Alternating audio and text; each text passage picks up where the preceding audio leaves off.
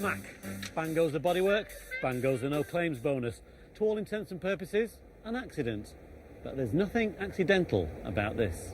He's going back to make sure the damage looks convincing, because this is a faked accident, the latest thing in car fraud, where the North West is top of the league.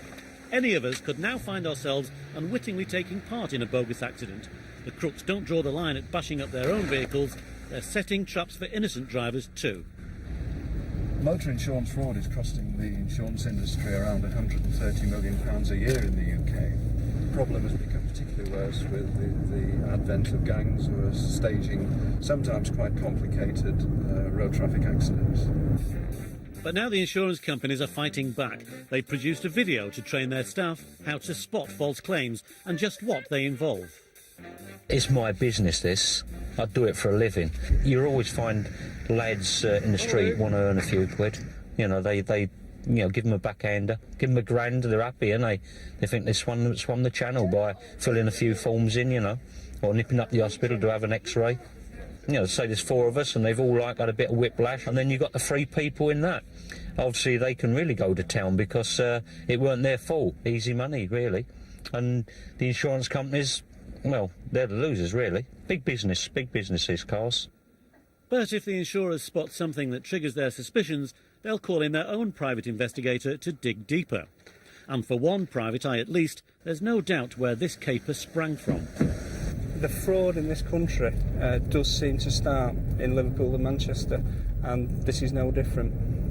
When you've got a new type of fraud, you have to work through it, and it's very, very difficult the first time you come across a circumstance.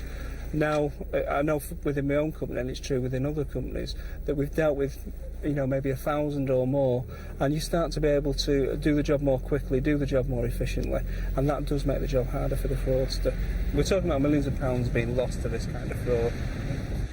So, almost the perfect crime. Rich pickings and no one gets hurt. But every penny fiddle puts up the prices of our premiums. Bogus accidents mean fraud. And fraud means more expensive insurance for all of us. Now the good news. Some tips to avoid being set up by the bogus crash merchants. If anyone is injured or claims to be injured in an accident, phone the police.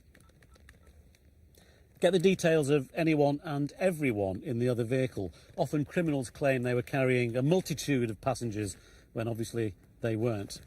Always carry a cheap disposable camera with you and take as many photographs as you can of the scene.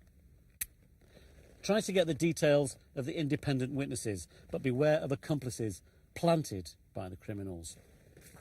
If you can, make a little sketch and jot down all the details. What happened, where, who was involved. Do it on the back of an envelope, but do it as quickly as you can. The villains have no qualms about faking accidents or faking injuries or involving innocent motorists. They claim to be hurt in those fake accidents, but in fact, they hurt us because their greed means it costs us more money to put our cars on the road. And that's what I call a real pain in the neck.